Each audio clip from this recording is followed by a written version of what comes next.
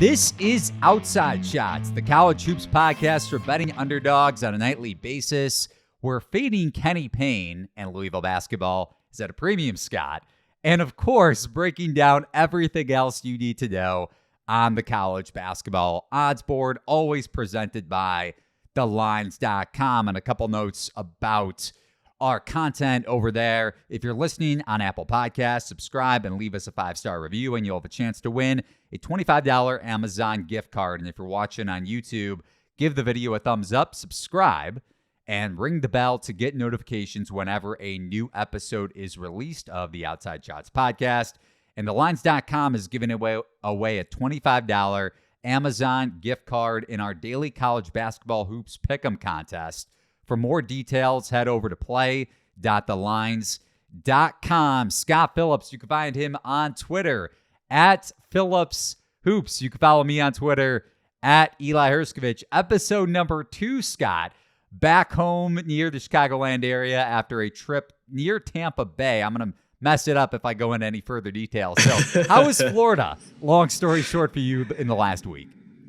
It was a great trip, and normally I wouldn't take a trip during the first week of the college basketball season, but we had a wedding that we had to attend from one of my wife's best friends from college that we had booked 6 months ago, well before I knew that this podcast would be in my life, and it was also my wife's birthday. So, you know, kind of a two birds, one stone type of trip. We had a great time. Congrats to Paul and Izzy. It was a beautiful wedding, and, you know, I had a lot of fun in the St. Petersburg area. I didn't realize that downtown had so much happening in terms of nightlife and everything else, but you know, great trip overall. I got to give a shout out to my guy Paul in particular, who, you know, the night before his own wedding, after, you know, going through the rehearsal dinner and everything, he's out having drinks with us and he's feeling pretty good. And we're talking about the podcast, and he just puts the show on right then and there at the bar. And he's like trying to listen to it in his ear. And, you know, just like kind of the funny thing about that is, you know, he's like, I'm just going to let it play in my pocket. I want you guys to get the numbers. And, you know, so shout out to Paul on, you know, the night before his wedding. He's still looking out for other people, looking out for our podcast. And he's probably our MVP fan of the week here. Yeah, it sounds like it. Let's just shoot him a $25 Amazon gift card. I'm hoping that's what you gave him as the wedding gift, Scott. Nothing out of your own pocket. Well, not 20, not 25, not 25. I mean, we're not getting terribly cheap here, but you know, it was a lot of fun during the week. A lot of fun hanging out with my wife's college friends, who are a real riot to hang out with, and a great trip for my wife's birthday as well. I mean, it's a beautiful area, and to get out of the Chicagoland cold for a week and to enjoy the Florida sun is always recommended. And by the way, travel tip, we love to get out the week or two before Thanksgiving. And obviously, if you've got kids that are in school, that's a little bit more difficult. But man, everything is so free and easy. There's not a lot of people traveling. Usually you can find decent rates on flights and rooms and Airbnbs and stuff like that. And we've made this an annual trip the last couple years and always enjoy getting out this time of year. Well, you're a week too late, I guess. I guess you have one more week to go if you want to make that trip out. Maybe a little late to plan you know, it, we had to revolve this around the wedding. So, yes. You know, it was, you know, but I highly recommend getting out this time of year if you don't have commitments that are holding you back. Because if, you know, a lot of people travel for Thanksgiving and Christmas and they're saving up for those times of year. But, man, it's really free and easy traveling this time of year, I find. Yeah, no, it sounds like it. I didn't have a wedding this last weekend. I was inside watching a lot of college basketball. Saturday night was able to get out with the big games happening on Friday, but I did have to talk with my girlfriend again that this coming Friday is another big college basketball night. I already got the death stare for this last week, and now it's death stare number 2, maybe death stare number 3 on Thursday. So pray for me, Scott, if I end up on the streets maybe next week. It's going to be a long 5 months for Friday. you if you. Yeah, I mean, you got to start taking her some nice dinners and really, you know, showing her some love on a weeknight and, you know, surprising her with some things. I'm not going to tell you how to do you. You do your own thing with your relationship, but, you know, happy wife, happy life. That's what they always tell you. And, you know, you're going to be busy these next 5 months. Find those spots where you could pick and choose, man. We're not married. So I who know knows that. if I'll get there. I'm saying, you know, that still is applicable to your girlfriend too. So it'll, you know, you guys will figure it out.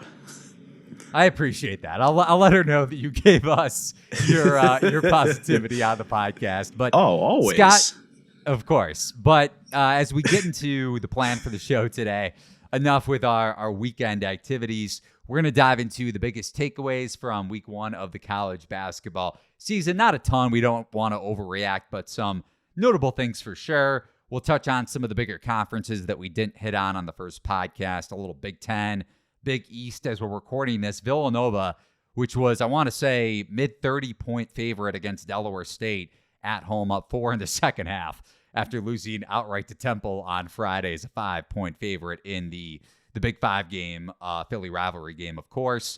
A little Pac-12, a little Mountain West. I just have one quick note there. And then some big games for the rest of the week. A little bit on the Champions Classic and not maybe as much as we would on a normal podcast previewing the rest of the week because we're going to do a live pregame show, essentially. I don't know if Scott and I will make it a happy hour pregame show, but we'll preview. I like that idea. You already got the IPA ready to go. Yeah, I'm hitting the store tomorrow. But Michigan State, Kentucky, and Kansas Duke, we're going to touch on it briefly, and then some of the bigger games for later in the week, Texas, Gonzaga, Virginia, Baylor, and Illinois, UCLA in the Roman main event out in Las Vegas. And then big game Sunday, we're not going to hit on it a ton because Gonzaga, Kentucky obviously have their prior games leading up to it and some big matchups respectively. So Scott, Gonzaga fails to cover against Michigan State, but they do win outright 64-63. And if you head over to shotquality.com, Shot Quality Bets in particular, and Shot Quality Bets, by the way, is your home for smarter basketball betting models. The Shot Quality betting model makes projections based on expected scores, eliminating variability, and increasing predictive accuracy. Ready to win more bets? Head over to shotqualitybets.com today. So looking at what Shot Quality projected from the actual game itself, kind of taking out variance, Shot Quality made this game 68 apiece. So Michigan State was competitive on the screen, and they were competitive in the box score in terms of efficiency and variance, according to Shot Quality. So that was an interesting note that I found from the game. But a couple of things that stood out to me. Number one, Hickman was played off the floor with those 4 turnovers. Malachi Smith was a much more finer option at both ends of the floor for Gonzaga at the point guard position, and a tougher matchup defensively also for A.J. Hoggard. Gonzaga's turnovers really cost them, with Michigan State able to leak out and transition a lot in that first half. And then Sissoko, a guy who I mentioned previewing Gonzaga, Michigan State the first time around in the first episode, we knew Michigan State's front court depth would be a little concerning, but his presence against Timmy, at least in the first half before Timmy got going and took over in that game, was pretty effective, and also his presence on the glass too. So we don't want to take away a ton. Michigan State's pack line defense was effective against Gonzaga, and you could also credit that to maybe just an outdoor environment for a floor spacing Gonzaga team that could traditionally shoot it well from 3. So we don't want to, again, take too much away, but just some of my notes from the game itself, with Gonzaga failing to cover but winning outright. Yeah, for me, it's really hard to take a lot from this because of the bizarre conditions. You've got kind of this heightened sense of the moment because you're playing on a ship full of our military personnel on Veterans Day. And you talk about some of the, emotional pregame speeches from guys like Tom Izzo and Mark Few, harping on that sort of thing. It's not your typical crowd. And, again, the sunlight having an effect on the first half of the game, whether it was Michigan State shooting the ball on their end of the floor or, as simple as Drew Timme just trying to gather a post-entry feed on the other end of the floor. I mean, that sliver of sunlight that's right there on the strong side of the floor every time they're trying to throw it into him. So that certainly didn't make life easy as well. And, for me, Gonzaga just being able to gut this one out and really never looking flustered or, too out of the moment was really what stood out to me. And Timmy taking over in the second half in all facets of the game.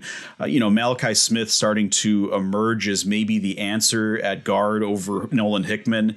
Yep. Those are the things I'm kind of looking at, more big picture stuff than, the type of, reaction we might on a typical neutral site game. But, Michigan State's a steady veteran team. They've got a lot to prove being outside of the top 25 preseason with such a veteran group. And, Matty Sissoko is playing quite well, as you mentioned, Eli. And I like that he's able to put up numbers and get to the free throw line without having a lot of touches or shots designed for him. But again, to me, Michigan State just doesn't have a guy that you can really rely on to get buckets down the stretch. You saw that the final play of the game.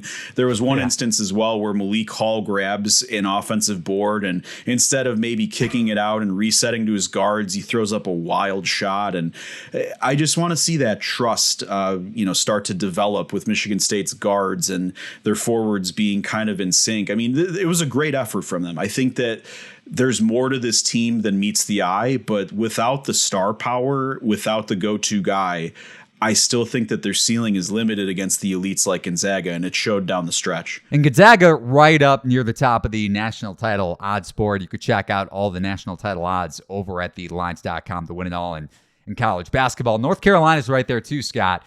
Plus 950, right around the same price as Gonzaga, but 0-2 against the spread. And they beat College's Charleston pretty comfortably on Friday night. Didn't cover. Charleston put up a little under 1.15 points per possession.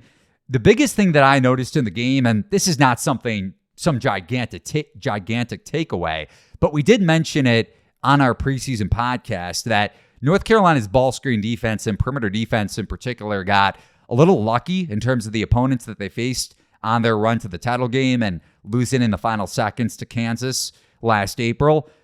If you have a Charleston team, a mid-major like that can space the floor, play 5 out, and get clean looks and get Bacot on the move, where he's not a particularly mobile big in terms of guarding the perimeter, you can have success. If they can have success, I think UNC's defense, perimeter defense in particular, might be in a little bit of trouble maybe when we get closer to ACC play and the number is a little bit inflated in terms of their spreads. Yeah, for me, obviously a little bit concerning with North Carolina not covering in both games, but, they're still adjusting to Pete Nance entering the lineup, and he's off to a very slow start. That was something that we talked about in the first episode, is how he replaces Brady Manick in a number of different capacities, and, he just looks a little bit lost right now, whether it's the moment being new for him or meshing with 4 guys that know each other so well. I think he'll get stronger as they start to play more together, but certainly a storyline to watch for with him not playing as well. And, again, Armando Bacot's going to continue to step up. Caleb Love has put up solid numbers so far. I'm not really too concerned about the lack of, them covering. And, I think that they're going to eventually adjust. For me, something to watch for is their bench. I mean, a lot of these games early in the season, playing, these low to mid-major teams, you want to see maybe some freshmen or sophomores or some transfers step in and join the rotation. Seth Trimble looks like he has the capability to maybe be a guy off the bench that can step in right away with his athleticism. But he looked good off the dribble. Yeah, definitely. And for me, I think this is still going to be a team that rides their horses. I don't think they're going to have a particularly deep bench this year, despite what Hubert Davis might have had to say in the preseason. And again, when you're logging heavy minutes, or you have an injury concern or foul trouble with someone like Bacot, that's something to watch for. Yeah, and if you think about foul trouble in the Duke game and the first time those two teams played, obviously a huge rivalry in college basketball, and UNC looked lost offensively when Bacot got in early foul trouble last year against Banchero.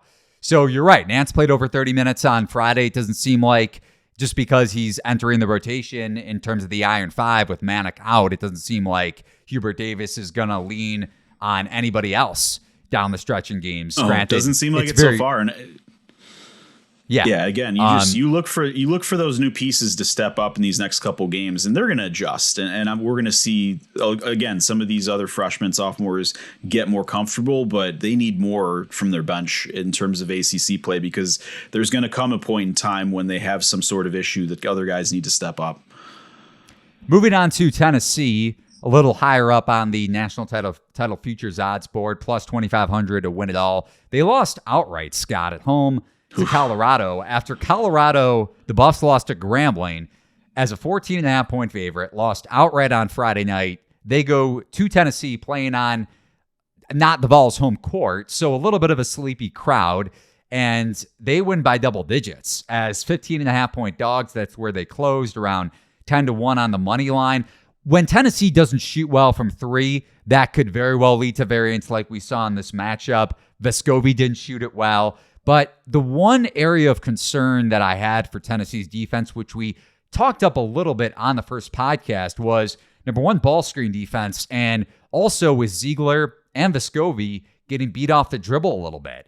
And then when Tennessee needed a bucket in the half court down the stretch in that game, you don't have a go-to scorer like you did last year when Kennedy Chandler really emerged in conference play. I mean, you have a five-star like that, that's going to be your guy down the stretch. And you also lose John Fulkerson up front, who became a go-to post player in the last couple seasons.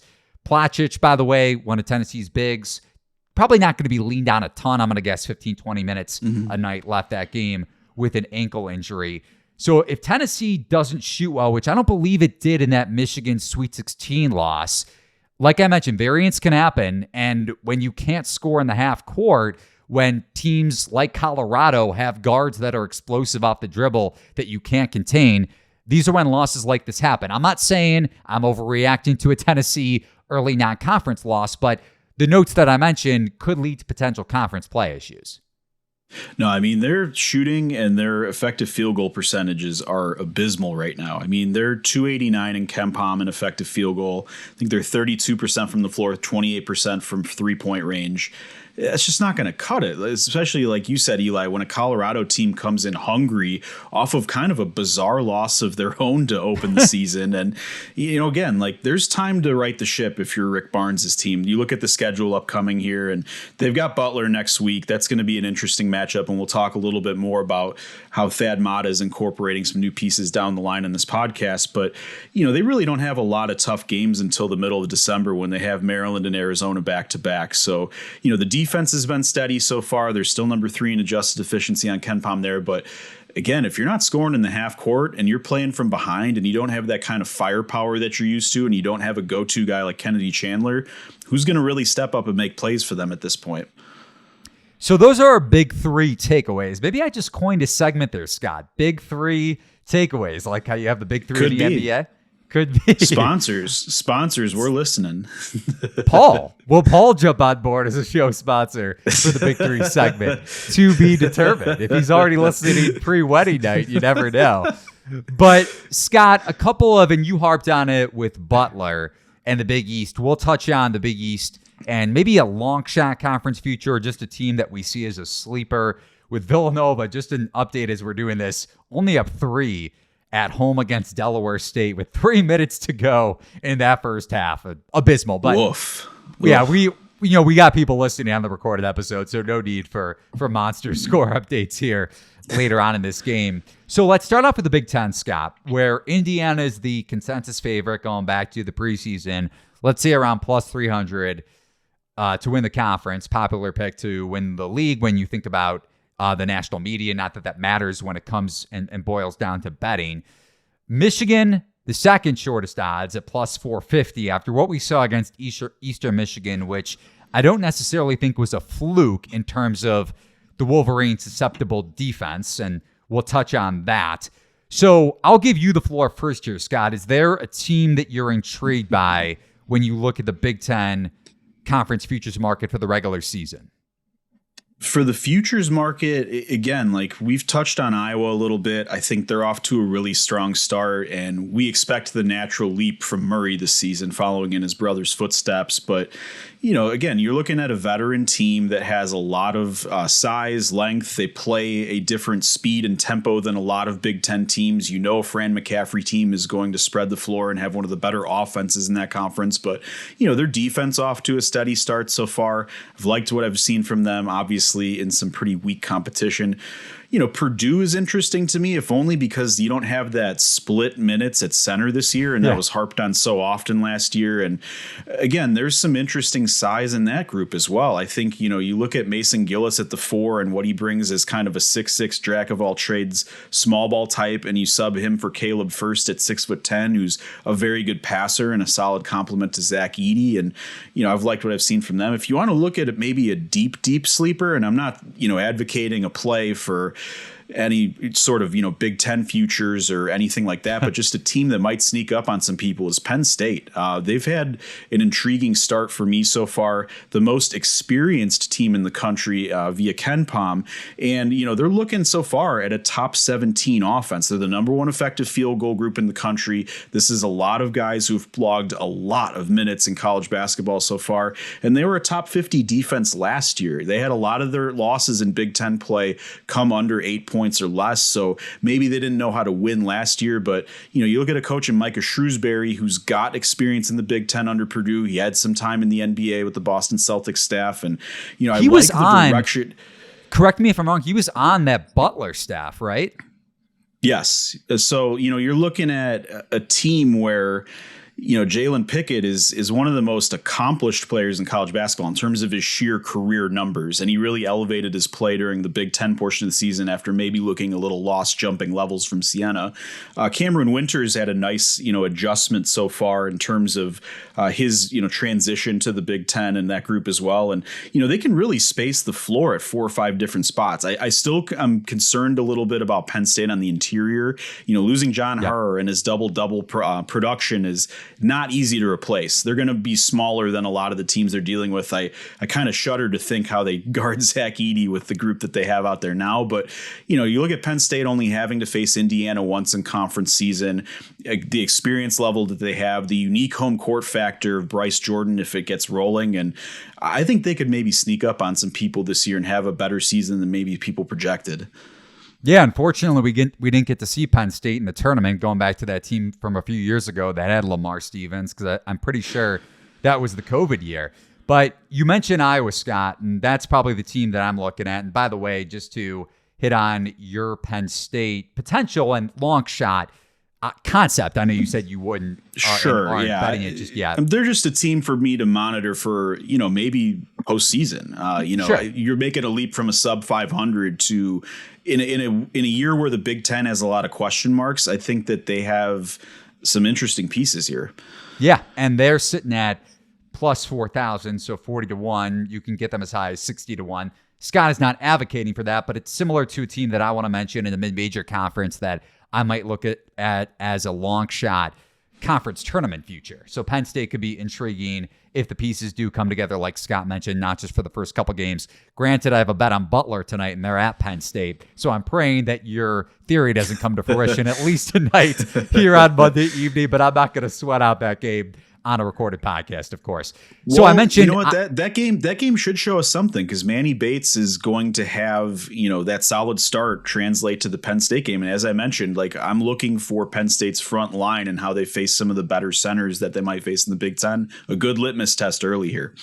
But the one, and I'm not playing devil's advocate, but Butler doesn't have two of their transfers, and Aaliyah Lee from Akron and Jalen Thomas from, I want to say, Georgia State, who gave Gonzaga hell in that first round of the tournament. I know Gonzaga pulled away, but a lot of fouls that really cost Georgia State's bigs down the stretch. So they have one of DePaul's former backup point guards, I believe, in Justin Roberts, who DePaul and I are both, or Scott and I are both DePaul alums, so had to give a quick shout out to our former school. But going back to the Big Ten before we get off track here, Scott, you mentioned Iowa at plus 550 or 6-1, sitting around there. I think it might be worth a look as a Big Ten regular season title bet. I haven't placed the future myself, but just the team that I would give a look towards. You still have a lot of shooting. I don't know how Patrick McCaffrey and I guess more importantly, Connor McCaffrey are still in college. I absolutely hate Fran McCaffrey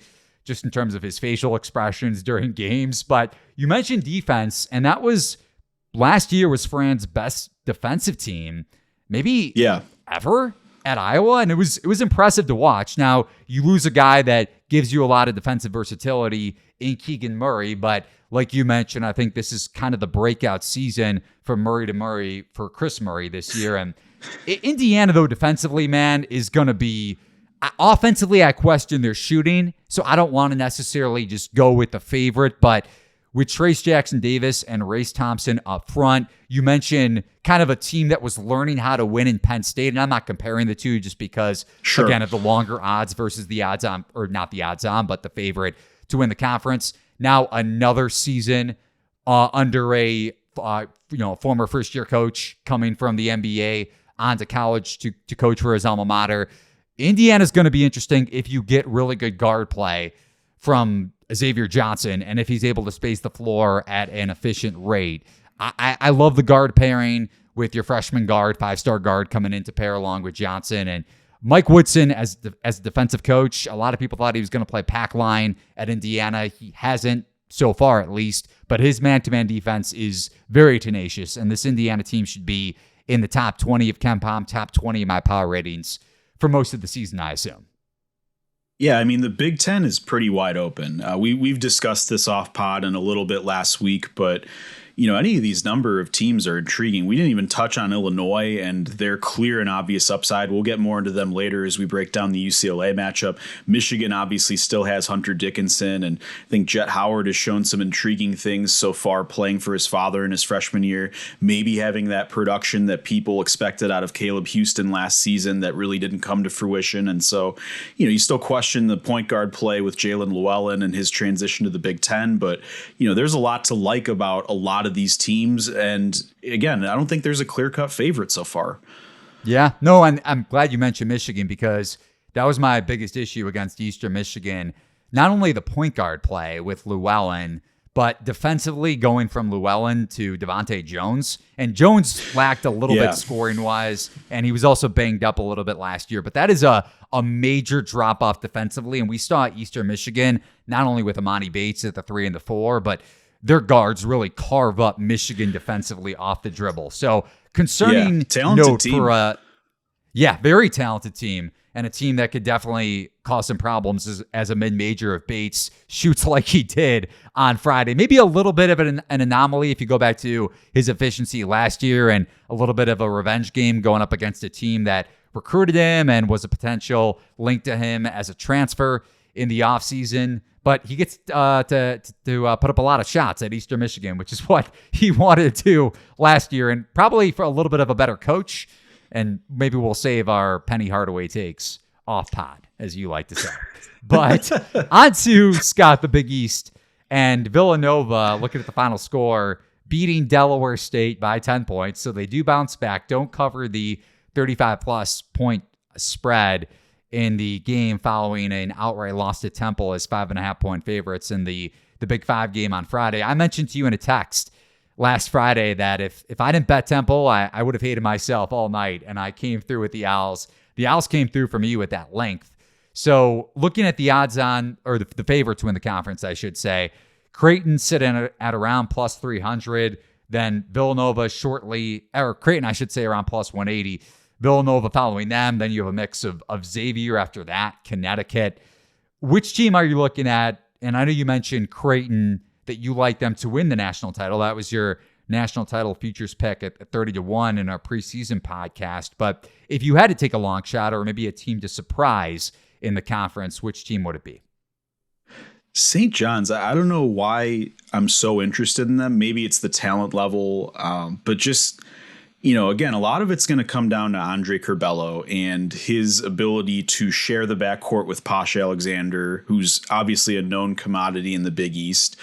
If Curbelo is able to kind of, slow down some of those wild passes and turnovers that he would show at Illinois during, bad occasions on many cases, that's a fascinating backcourt. And then I've always loved David Jones. I think, underrated last year playing at DePaul and maybe didn't get as much love because of Javon Freeman Liberty's high scoring output. But, he was DePaul's best player in a lot of stretches last season, especially when Freeman Liberty was unable to deliver. And again, you look at those three. Joel Soriano has great natural size to combat some of the great centers of the Big East that we talked about.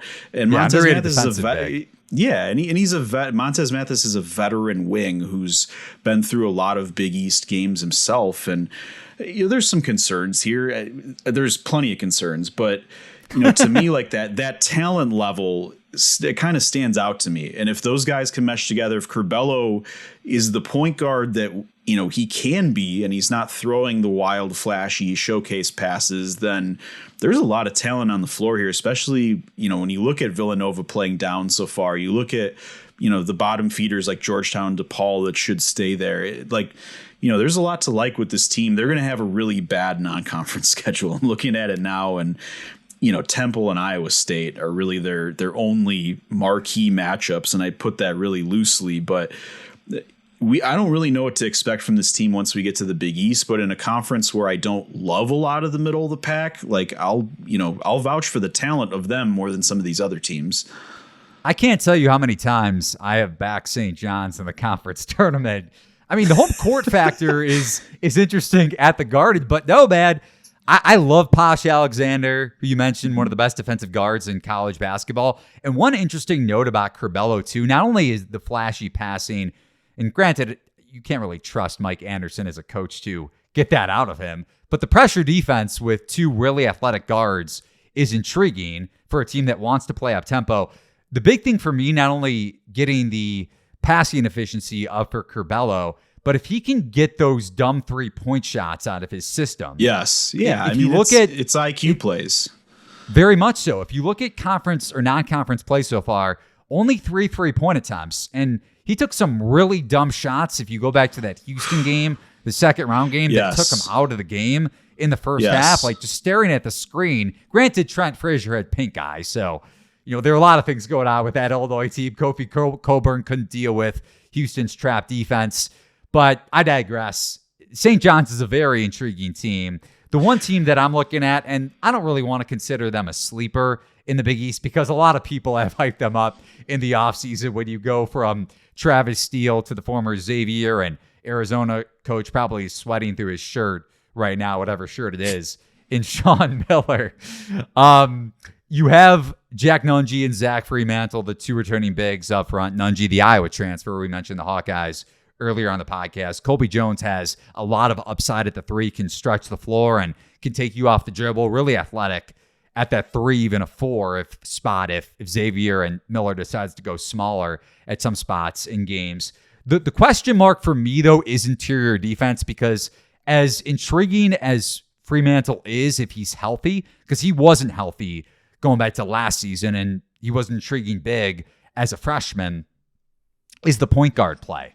With Boom, the transfer from UTEP, and Claude, your 4-star point guard. It's an ideal guard combination from a ceiling standpoint, but I wonder about the floor from a true point guard, from looking at it truly from a point guard perspective, because Boom is more of a natural scorer, and still we don't know really how Claude is going to transition to the college level. Again, the ceiling makes me see the upside with his Xavier team, along with the talent all around, with Nunge potentially taking even more of a step up as a scorer. We saw how good he was down the stretch when Xavier went on the run to win the NIT. But guard play and interior defense holds me back a little bit with this team, especially when you think about how good defensively Creighton could be in their ceiling. Yeah, and Sean Miller has touched on how hungry this team is, how they have a lot to prove, especially coming off the NIT and losing their coach, kind of, having that great start to last year that they gave away, and kind of, gave away a tournament bid for all intents and purposes. And, again, for me, you look at some of these odds right now, and you see St. John's at anywhere from 20, and you look at Xavier at 7 to win the Big East. And we just talked about the talent of St. John's and the talent of Xavier, and I don't think it's that far apart. And so that's why I'm interested in kind of that middle of the Big East, because we've talked a lot about Creighton. We like UConn and what they can bring to the table. Villanova will probably right the ship, although point guard play has been a big concern to start the season. And got to get Justin Moore back. Yeah. And again, coming off an Achilles, that's not a foregone conclusion that he's going to be the same player that he was. That's one of the most difficult, if not the most difficult injuries for a basketball player to recover from. And that happened late in the year. So I don't know what to expect from Justin Moore and what we're going to see from Villanova all along. I expect them to obviously be a presence among the top half of the Big East, if not competing for the title again. But, outside of that top 3, Xavier's looking like the 4th team because of their run last season, and Miller's obviously being a huge addition over Travis Steele in terms of his X's and O's and what he's able to bring to the table. But, after that top 4, Providence is already a team we're going to be fading regularly like last year. I think the luck might have run out there, and Marquette's got a lot of question marks. Seton Hall's obviously turning things over from Kevin Willard to Holloway, and Butler we've talked about deep, but there's still a lot of question marks there with Thad Matta's group. So again, this middle of the pack for the Big East, kind of much like the Big Ten, where there's major question marks, but there's a chance to have some teams break out that give some value, especially for something like a conference tournament.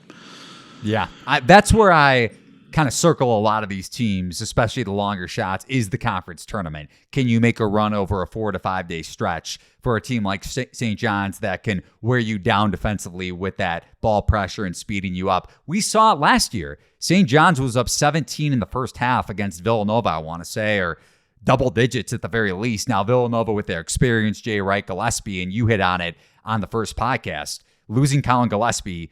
People understand how good he was, but just as a shot maker and a distributor. And then we also don't know what Cam Whitmore is going to be like as a freshman. He's a highly touted freshman. Yeah, that's 5-star. Also a very good point. Yeah. So on to a couple of the other conferences before we get into the games for the rest of the week. Scott, Pac-12, I don't really want to coin anybody as a sleeper. Oregon was the team that a lot of people hit on and harped on in the offseason. And what do they do against an underwhelming UC Irvine team? They lose by double figures as a 15.5-point favorite on Friday. That was one of the more abysmal losses, especially when you couple that with Colorado losing as a 14.5-point favorite to Grambling. But Colorado did get the outright win over Tennessee.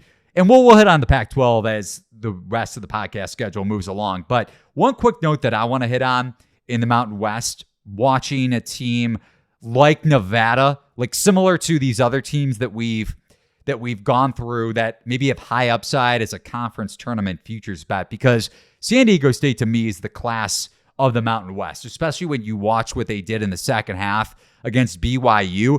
These San Diego State offenses, Aztec offenses under Dutcher, usually don't have the type of scoring where you can put up 80 points.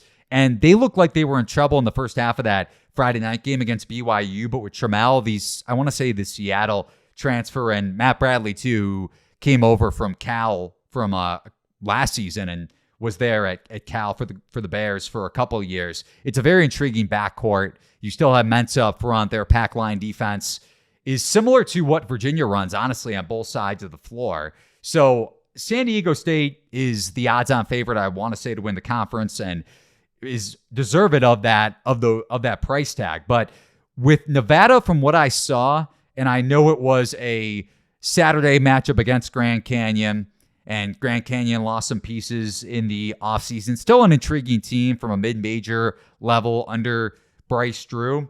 But the addition by subtraction, man, I know it's a cliche that a lot of coaches like to bring up, and I'm sure you've heard it at least 1,000 times.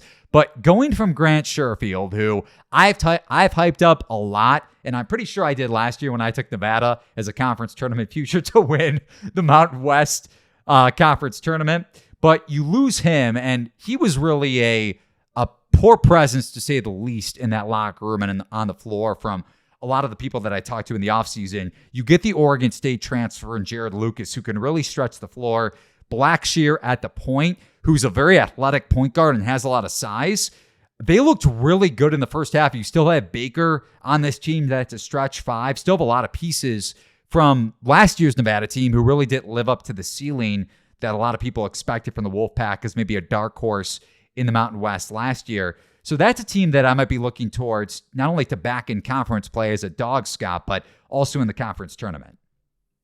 Do you think that there's added value right now to looking at Wyoming for a conference future, given their early injury concerns and maybe kind of flying a little bit under the radar after an early loss? I mean, I know you've been high on them entering this season, so I'll defer to you and give you the floor. But, I kind of look over this conference right now, and there's not really a lot to like outside of like that core four besides you touching on Nevada. And I'm anxious to hear what your take is on Wyoming and how they maybe are able to figure things out once they get healthy.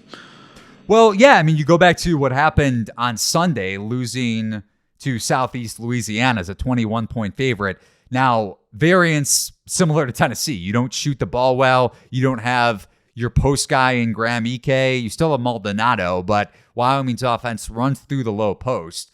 And we saw it against Indiana, just going back to that playing game when you can't play through the low post. Now, granted, you don't have your primary option in the Mountain West preseason player of the year in Graham Ike yesterday, and I want to say for the next 5 to 7 weeks. So maybe a buy low for Wyoming, but I still think San Diego State is the class of that conference and not really a team I want to bet against.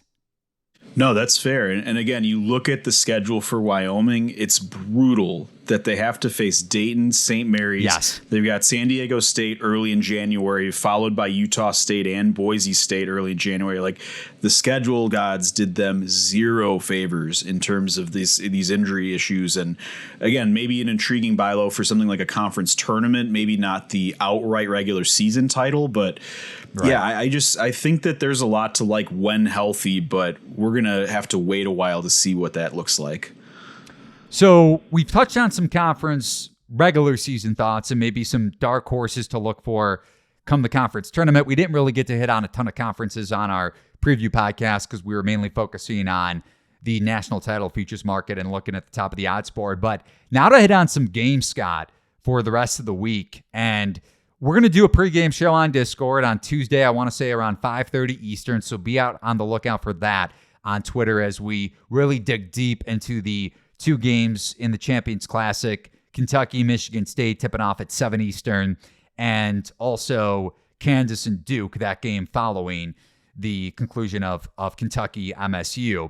And a couple of headlines for Kentucky, Michigan State. Obviously, Michigan State nearly beating Gonzaga outright is one as we hit on to start off the podcast. But John Calipari touched on it with Oscar Tshiebwe, who's the reigning National Player of the Year, hasn't played a minute for Kentucky just yet. If he does play, Cal said that he'll play in 3 to 4 minute stretches. And it seems like Damian Collins, Kentucky's backup big to Tshiebwe, is going to be back for this game. And we were texting about it on Friday. Severe Wheeler came back and played pretty well against Duquesne. Kentucky covered that point spread pretty easily. Now, for Michigan State, we mentioned how well Sissoko played. So whether he's matching up against Damian Collins or Tshiebwe in those stretches, he played pretty well defensively against Timmy in the low post. So intriguing matchup one-on-one. But what are you looking for? As I want to pull up the latest odds for this game, but I believe Kentucky is sitting around a 6.5 point favorite on a neutral in Indianapolis. I just love how efficient and seamless that this team has looked without the Wooden Award winner. I mean, Severe Wheeler returns to the lineup after missing the first game. He's efficient and putting up numbers across the board. Cason Wallace has looked really good to start his freshman season, and the shooting of Antonio Reeves and CJ Frederick has really stood out so far. The fact that they can come in and reliably space the floor, give them some comfort off the bench, or maybe a second unit type of look is really, really jarring to me how effective they've been so far. And, you add the double team presence of someone like Tshiebwe coming back, returning the middle. Collins has missed time as well. There's just a lot to like about this group so far. In the past, we've seen some Kentucky teams where, the talent on paper is always there. We know there's going to be 5-star McDonald's All-Americans and high-level transfers, but I think these guys are playing pretty selfless ball right now. It's a nice mix of pieces that are coming in new and are hungry to prove something, and guys like Jacob Toppin who have elevated their play from last year. And, once you add the Wooden Award winner to the mix, that's a pretty scary ceiling to deal with. So I like Kentucky early in this matchup. Michigan State, I think a little bit of a misnomer after the Ship game, but Matty Sissoko did an effective job on Timmy in the first half. You have to like what maybe he's able to bring to the table if Tshiebwe is playing in spurts or if Collins is playing his first game since losing his father, which is, obviously a very difficult thing to deal with, and our hearts go out to him in dealing with that grieving process. But, Kentucky's loaded and they're playing well together early in the season. They're playing efficiently. I like them a lot in this matchup, especially in an area in Indianapolis where there's going to be Big Blue Nation in a major way. You're going to get, though, a lot of Michigan State fans, but I agree with you. Of course, yeah. I mean, they're used to traveling there for the NCAA tournament, but having been to the Champions Classic and covered it in Indianapolis, I mean, it's a huge Kentucky fan base, pro Kentucky fan base, and a little bit more split with Michigan State than maybe a Kansas Kentucky or a Duke Kentucky Champions Classic matchup. But yeah, I think Big Blue Nation comes out big for this one. I like Kentucky so far based on this early line. I'll have to look into it a little more as we get to that live show tomorrow. But again, I love the efficiency and the way that they're playing selflessly this early without their major star. And you mentioned it with Kentucky shooting. Reeves and TJ Frederick combining 16 of 30. Quick math by me right there, by the way, looking at some stats. So I'll give myself a pat on the back for that. Well done, Mr. Math. Thank you. Look at you. Hey, man, was it in Calc AB as a senior for no reason? Let me tell you that. But Gonzaga, we harped on this at the beginning of the podcast. Gonzaga shot 4 of 18 against Michigan State from 3. Not your typical Zag shooting performance. Now, we'll hit on this in the Texas preview with Zags playing at the new arena down in Austin in a second. But Kentucky's going to have a much heavier and more reliant perimeter presence in this game that's not being played outdoors and, like you mentioned, in the sun for a little bit in the first half. So, granted, shot quality didn't show a huge amount of variance in the final score, but when you factor in what Gonzaga would typically shoot on a typical neutral court and the way Kentucky can space the floor, unlike really only having one of those true three-point threats, big-time three-point threats in Kellen Grady last year, going from just him to Reeves and a healthy Frederick, whose shot has looked tremendous and just like it has, if not any better than what he showcased in his Iowa career for a couple seasons.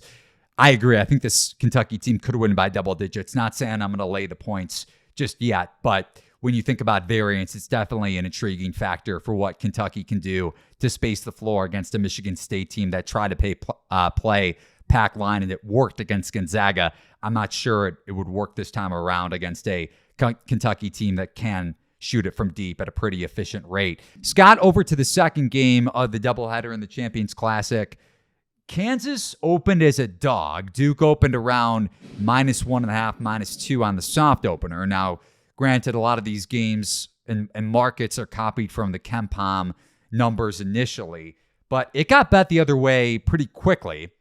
Looking at most of the nationwide legal books, Duke was bet the other way. So Kansas got bet up to -1.5, -2. We're sitting around Kansas -1, -1.5. Before this podcast started, I told you, got to bet the Blue Devils at +2. There are still some Duke +2 sitting out there, Scott, if you want to grab that as we're discussing this. Before I get started, I'm going to put you on the spot here. Is this a show bet for us? And then I'll dive in with my Duke takes. It can be, yeah. I'm in on Duke in this matchup. I think that their size on the interior in particular, with the question marks that Kansas has had on the inside, replacing David McCormack, they're playing a lot of small ball to start the season with Jalen Wilson at the 5 at 23% of their line, or 23% of the time in their lineups so far per KenPom. So, they're leaning more towards small ball. And you look at the Filipowski Ryan Young mix. We don't know what Derek Lively is going to look like coming off of injury, but obviously he's a potential played about 15 matchup minutes nightmare on Friday. Yeah, and I think he had 4 points on 2 of 2, and again, inferior competition, so you can't take much from that. But if he is, anywhere near his normal self, that trio right there, especially with Young being a veteran who kind of throws a different change of pace at you compared to those 2 5-star guys, and more about the footwork and some old school moves. I worry about Kansas's ability to defend that front line when most of their lineups have been small ball this year. I love, obviously, the start for Jalen Wilson. He's been every bit of the kind of star leap that Kansas has needed so far. The freshman and Grady Dick is shooting the ball well as they've needed to have.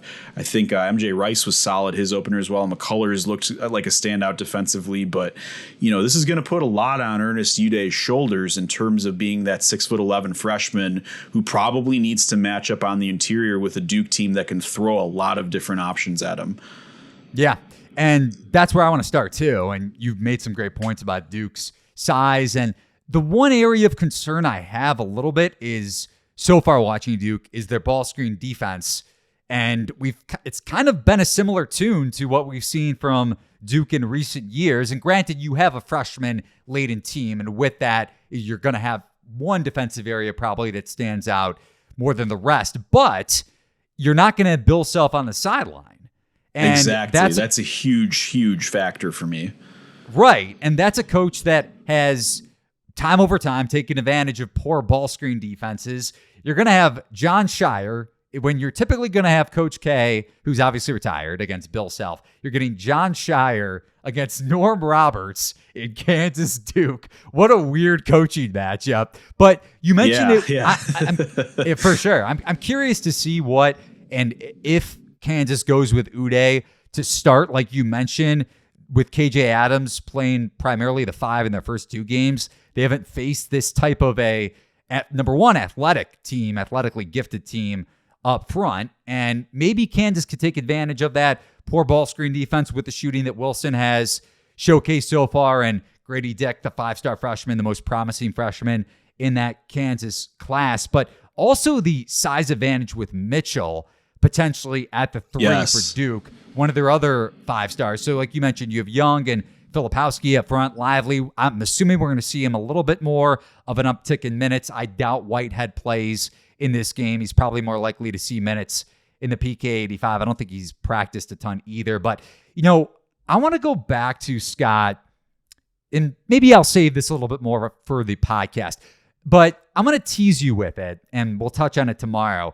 Remember that game in 2019 where you had a little bit more of an experienced team in Kentucky? Granted, they still had some star-studded freshmen, but you had a little bit more experience on that Wildcats team that played the Zion team in Duke at the Champions Classic. And you remember what happened. I think this could be a little bit of a similar result when you think about how athletically gifted this Duke team is and what they can do to this Kansas team in transition if they're able to play up tempo. And we also haven't touched on the Roach matchup against Adams, or DeJuan Harris, I should say. And Roach is a very terrific defender on top of his ability to space the floor like we saw last year in the tournament. That's a veteran presence that Duke really hasn't had at the point, or at least in terms of a point guard that can be a floor spacer and also be an elite on-ball defender, on and off-ball defender, matching up against the opposing point guard. So a lot of positive signs for me point to Duke, and I grabbed the Duke +2. It seems like Scott is trending that direction as well. But Scott, looking ahead to Wednesday where we get Gonzaga-Texas. So you mentioned how, and this line is, we don't have a projected line for this game. KenPom makes it around Texas -3. And I'll tell you what, if it opens at Longhorns laying a possession, it's going to get bet the other way in a hurry. We're going to see this line close at around a pick'em just because of what the betting market thinks of Gonzaga, whether it's public bettors or just getting Gonzaga at +3 anywhere. The market is going to eat up. You mentioned how Gonzaga avoided a disaster against Michigan State, and in theory, maybe it carries over and they play better in that next game. You traditionally see that just on a situational basis, right? Team avoids disaster, they get up for the next game, and they maybe dominate or win the game by a couple possessions, even at a tough environment in Texas's home opener at the new arena. My counterpoint to that is, and I know you didn't even make the point, that's maybe the public perception of Gonzaga, is you get a Texas team that is arguably, and I think is the best defensive team in college basketball, not only in the half court, but in transition, considering what they added with Dylan Mitchell, Timmy Allen up front, and a healthy Dylan Dessou, who looks extremely healthy in terms of his rim protection, watching him so far against these crappy non-conference teams. But it's great to see him look healthy because he wasn't healthy last year for them up front. He's going to pose a problem for Drew Timme, just like Sissoko did on the block. Now, I'm assuming Gonzaga's perimeter shooting will come into a little bit more of a positive sense against a no-middle defense that Texas runs that might be a little more vulnerable to three-point shooting. But you also have the factor that Texas got blown out at Gonzaga last year at the Kennel. And I'm not saying situational spot, it always comes and favors the home team and it always works out. But you're going to get a fired up Texas team at home where their defense is at a much higher level than it was last year. And you have a better defensive backcourt overall. Number one, Marcus Carr knows Chris Beard's system a hell of a lot more than he did last year at the Kennel when they got blown out at Gonzaga. And you also have a much better backcourt duo overall with Tyrese Hunter and how good he is defensively. I touched on that a lot on our preseason podcast. So I'm going to wait to see how the market comes in on Gonzaga, because if it does, and this game is around a pick, I'm probably going to bet Texas.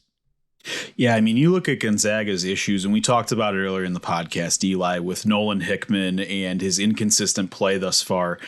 You know, Gonzaga's offense is number one in the country, but they're 237th in turnover rate. And with a Texas team that is forcing a lot of turnovers, that is obviously well coached in that regard from Chris Beard, and that is now getting out in transition with all of those athletes that you mentioned, that's a pretty terrifying thing if you're a Gonzaga fan to look at that and, you know, start to understand that Hickman needs to step up immediately for this to be a game where they steal on the road. So, you know, for me, it comes down to Hickman. We know what Drew Timme brings. We know he's still going to be able to get his, despite probably limiting some of those touches, throwing different athletic bodies on him. He'll figure out a way and he'll get touches regardless of that. But it's got to come down to Gonzaga's card play. They have to be as good as we think they are if they're going to be a national title contender. Texas, even though they started slow in their opener in the new arena, blew the game off of that one. They had a strong start their second game offensively and looked completely comfortable against, I think it was Houston Baptist. And again, like, you know, we've talked a lot about, you know, 1 through 5 athletically, how gifted this team is with Mitchell and Dessou now healthy. And I like Texas here as well, especially if Hickman is not playing up to par. And we've said a lot of Nolan Hickman's name on the podcast, and you look at Gonzaga's plus minus rating overall for their key contributors, he's the only one in the net negative so far at -7. So it's telling early. Granted, it's a small sample size, of course, but his turnover problems against the pressure defense, like we saw when Hogard was pressuring the ball against him on the aircraft, which of course brought a lot of variance to the table, but it doesn't bring variance when you think about turnovers and whether a point guard can handle the pressure or not. The one area of concern that I touched on with Texas is their perimeter shooting in the half court. They haven't shot the ball well so far, but like we both hit on it, they're leaking out in transition a lot, which I think could very well happen in this matchup with their ability to defend. And if Gonzaga's shooting doesn't come to the table in a tough road environment, then they're going to get a lot of their run and gun opportunities in, considering the spot too, after what happened last year when these two teams matched up at Gonzaga. And looking ahead to really quick here, Scott, the Roman main event in Las Vegas, a couple of matchups, Baylor-Virginia. And before we get started on this one, if this is the matchup you want to hit, I'll give you the choice of two. Our condolences, of course, to the victims in the shooting in Charlottesville that occurred on Sunday evening at the University of Virginia. We can't touch on Virginia basketball. I just mentioned the name Virginia without saying that. So the Hoos take on the Baylor Bears after the tragedy, and our condolences again. And in the doubleheader, you also have UCLA against Illinois. Looking at the KenPom projections, Baylor might be a small dog, and I'm assuming if that happens, they'll get bet the other way, similar to how if Gonzaga is around a possession underdog, they'll get bet no matter where that game is being played at. And UCLA probably around a 3.5 point favorite on the opener. These lines are just coming from KenPom projections. So, Scott, I'll give you one of two options. Do you want to hit on Virginia Baylor or our Hoos, or do you want to do Illinois UCLA? I really like this Illinois UCLA matchup just in terms of, you know, again, a lot of talent overall on the floor that's really going to get up and down. If we're just talking from an aesthetic standpoint, we might get a grinded out game with Baylor, Virginia, but Illinois, like, they've been really impressive to me so far. There's a lot of new pieces at play. Obviously, a lot of roster turnover from the Kofi Coburn and Trent Frazier era of last year. But, I mean, in terms of like a starting five that has size, speed, athleticism, this is a fascinating team in terms of upside, particularly if Coleman Hawkins takes the type of leap that he might be able to, spacing the floor at all five spots. Dane Danges looked like a very interesting backup big guy to start the year and is a nice change of pace at around 270 pounds compared to the skinnier Hawkins. And, you that's have a Baylor veteran transfer too, speaking of the Bears. Yeah. Yeah, and Matthew Mayer hasn't even really adjusted quite well yet. He hasn't played all that well, but there's firepower with this Illinois team. The point guard play is something to watch for. They're relying on Sky Clark and some younger guys like Ty Rodgers to come in and play big minutes early. So against a veteran like Tiger Campbell and some of these UCLA guys that have been through some battles already, that's something to watch for. But I think Illinois is really trending in a positive direction, particularly when you look at Brad Underwood and his background of putting kind of unique rosters together on the fly. And again, I think I aim UCLA kind of looking at this one early, just based on the veteran presence of Campbell and some of their players. And I love what Amari Bailey's brought to the table so far, but I think that matchup's going to be a ton of fun. Yeah, well, so is Sky Clark. So, I mean, we're going to go back to DePaul any way that we can. And it's hilarious to think they were both committed as eighth graders to Dave Vlado. But, yeah, I think that matchup has an opportunity to be a ton of fun, particularly if we get a grinded out Baylor-Virginia game. Oh, man, mentioning the name, the greatness of Dave Vlado. I'll share a run-in with the former Virginia coach. Of course, another connection to Baylor-Virginia. A run-in that I had with him maybe 4 or 5 years ago. Just a crazy, crazy person, especially when you face some adversity, like a lot of coaches are, I guess, Scott, that you've dealt with. But we'll save the coaching stories when we maybe go under 30, 40 minutes on a podcast recording. I'll touch on Baylor, Virginia here really quickly, and you can give your quick thoughts on it as well. The one thing I want to mention with UCLA, Illinois, I might look towards an under there. I know this Illinois offense is intriguing in transition, like we've seen against these crappy low major schools, but we haven't seen them yet in the half court. And this is a pretty interesting and Mick Cronin-led UCLA defense that is a standout defense under that sort of a coach every season. Now, you lack the length that you've had in past seasons or his previous 2 years, 3 years at UCLA, but Bona, the 5-star, came back on Friday, and he'll get the matchup assignment against Coleman Hawkins and Danga, I'm going to restart, and 3, 2, and 1.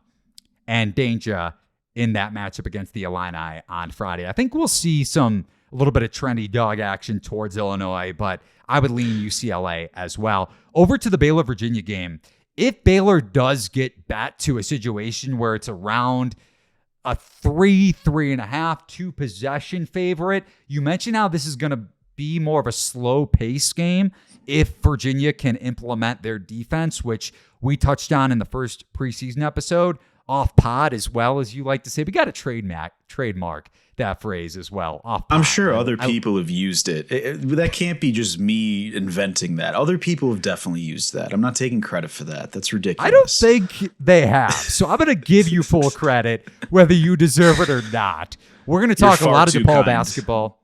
Thank you. We're going to talk a lot of DePaul basketball, a lot of Paul, and a lot of off pod. Clearly, those are our big three segments our big three names that we're going to touch on every podcast episode. But really quick here for this Virginia-Baylor game. If Virginia can keep this more of a slow pace, we know Baylor might want to wrap it up, and we've seen how electric their transition offense can look over their first 2 games against, again, 2 low major programs. But I think Virginia has the shooting to match up against this typical no-middle Scott Drew defense. You have Franklin, who shot it pretty well, by the way. It seems like he's seen some of that positive shooting regression that we mentioned on the first episode. Vanderplas, the Ohio transfer, McNeely, the freshman, and even Kie Clark can space the floor. We saw that a bit last year, and he's done it so far this season. Granted, against inferior competition, but the Hoos have much more imposing three-point shooting than they did under Tony Bennett last year that really held them back in a lot of those non-conference games when Virginia could muck it up. And the other thing that I like about Virginia in this matchup is, number one, you have the rim protection when Baylor plays half court and tries to attack you off the dribble. And you also get a really good ball screen defense. That's if we see the transition to more of a high-level defense that Virginia maybe has the ceiling to be this year and didn't really hit last year when you had a lot of those newer pieces against a team that, similar to what we talked about on the first episode, Scott, Baylor runs a lot of ball screen offense under Scott Drew. So I'm really intrigued to watch from a matchup standpoint if Virginia can create the mismatches that I just touched on and keep this thing around a possession throughout. Yeah, a positive start for Virginia, Eli, particularly when we talked about their offensive issues last season and what kind of held them back in terms of their ceiling of making the NCAA tournaments that we've come to expect under Tony Bennett. But, the offense off to a great start so far. They're 19th in the country in effective field goal percentage on KenPom. They're limiting turnovers as they tend to do. I obviously expect the three-point shooting at 48% to regress, particularly against longer, more athletic teams like Baylor. But again, we had the question marks about the offense. So far, they've looked clean. They're doing what they're supposed to be doing. We know what we're getting out of a Tony Bennett team in terms of tempo, defense. The three-point shooting defense, a little concerning, but again, could be a little bit of an outlier so far in terms of the teams that they've faced. But again, I think this is an interesting matchup. It might not be pretty, as I talked about, but if Baylor's knocking down three-pointers and they're able to get Keontae George going, I think that gives them a little bit of a leg up. Virginia's talent level is still a concern for me, particularly early season. They've got to gel and kind of get things together for them to be a consistent team, and that's why I pegged them to be, a team that I like in the ACC at a 7 to maybe 6.5 in some books. But again, I think Baylor, they're a team that has a lot of national title aspirations. This is one that they have circled on their schedule in terms of an early season test that they need to ace. And, coming on a neutral court, I think they come out fired up. And, again, I don't really have a lean for this. I haven't felt comfortable about this matchup all week looking it over, but as this one, gets to be a grinded out type of game, I don't think that's going to scare Baylor necessarily. So I tend to favor Baylor, but I think this will be a kind of a grinded out game. No doubt. But if it does get to that grinded out pace, that does favor Virginia. Now, like you said, if Baylor's scored in the half court, if they're shooting threes, Jalen Bridges, an underrated transfer, and floor space for them from West Virginia.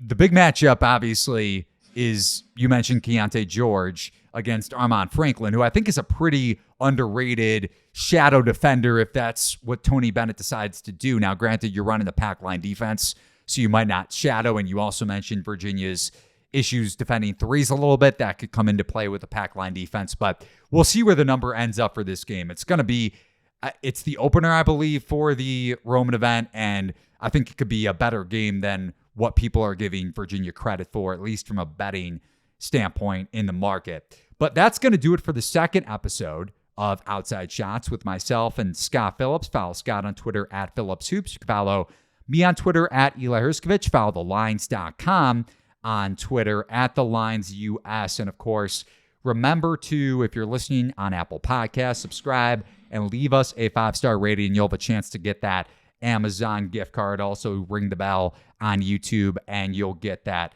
potential $25 Amazon gift card in your pocket. Paul, if you're listening, Scott will give you about 5 of those Amazon gift cards as a part of his wedding gift. Scott, any last words from you on the pod before we go off pod to talk?